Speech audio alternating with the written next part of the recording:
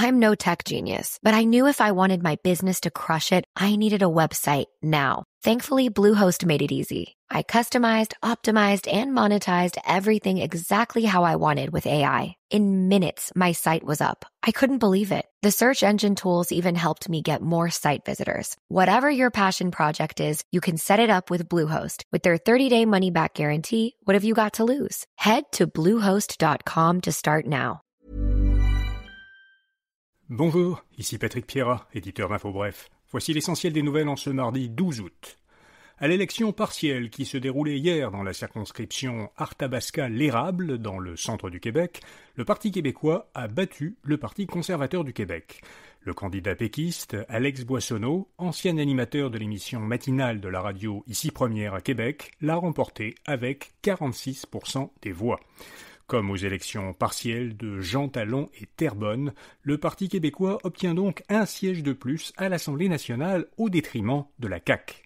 Le chef du Parti conservateur du Québec, Éric Duhaime, est arrivé deuxième hier avec presque 36% des voix. Ce score ne lui permet pas de faire entrer son parti à l'Assemblée nationale comme il l'espérait. La libérale Chantal Marchand a obtenu 9% des voix, le caquiste Kevin Brasseur 7% et la solidaire Pascal Fortin 1,5%. Des dirigeants européens doivent discuter mercredi avec Zelensky et Trump. C'est ce qu'a annoncé un porte-parole du gouvernement allemand qui a pris l'initiative de ces échanges. Les discussions se dérouleront à distance, 2 jours avant la rencontre physique de Donald Trump et Vladimir Poutine. Selon l'Allemagne, ces discussions viseront à préparer de possibles négociations de paix entre l'Ukraine et la Russie et à aborder les questions relatives aux revendications territoriales et aux garanties de sécurité. Parmi les participants qui sont conviés à ces discussions, il y a les principaux chefs d'État européens, la présidente de la Commission européenne, le secrétaire général de l'OTAN, Volodymyr Zelensky, et Donald Trump et son vice-président, J.D. Vance. Donald Trump affirme qu'il veut rétablir la loi à Washington. Le président américain a annoncé qu'il plaçait le maintien de l'ordre dans la capitale américaine sous le contrôle des autorités fédérales. Il compte y déployer des membres de la garde nationale et, si nécessaire, dit-il, des militaires. Trump soutient que Washington serait dans une situation d'anarchie complète et totale et envahie par des gangs violents. Les chiffres officiels indiquaient pourtant en janvier que la criminalité violente avait atteint à Washington son niveau le plus bas depuis 30 ans. Trump a laissé entendre qu'il pourrait prendre des mesures similaires dans d'autres municipalités américaines, dont Chicago. Toujours aux États-Unis, Pete Hegseth, ministre de la Défense, a republié sur le réseau X un reportage de CNN dans lequel un pasteur affirme que les femmes ne devraient plus avoir le droit de voter. Victoria Mboko se classe au 24e rang mondial à la suite de sa victoire à l'Omnium Banque Nationale. Mboko est désormais la joueuse de tennis canadienne la mieux placée au classement de la Women's Tennis Association. Pathway Medical, une techno montréalaise qui a créé une plateforme alimentée par l'IA pour accompagner les médecins, est vendue à une entreprise californienne pour 63 millions de dollars américains.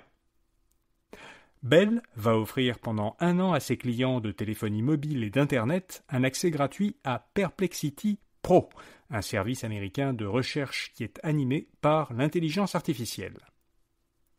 Nvidia et AMD devront verser au gouvernement américain 15% du revenu des ventes de leurs puces d'IA en Chine. Selon plusieurs médias, les 2 entreprises américaines auraient conclu un accord avec Washington pour obtenir le droit d'exporter leurs puces d'intelligence artificielle en Chine. En échange de ce droit, Nvidia et AMD verseraient une redevance à Washington. Donald Trump a affirmé qu'il avait initialement demandé 20% avant d'accepter 15%. Selon le New York Times, cette entente pourrait rapporter au moins 2 milliards de dollars américains au gouvernement. Et puis y aura-t-il un jour un karaoké dans chaque véhicule automobile ? Eh bien, Éric Boyko, PDG du fournisseur montréalais de services musicaux Stingray, a déclaré au Globe and Mail que toutes les voitures pourraient un jour être équipées d'un système de karaoké. Stingray en fournit d'ailleurs déjà à certains constructeurs, dont Tesla, Ford, Audi et le chinois BYD. Ces constructeurs proposent dans certains modèles des microphones qui sont jumelés à un logiciel de correction de la voix. Voilà, vous savez l'essentiel. Bonne journée et à demain matin.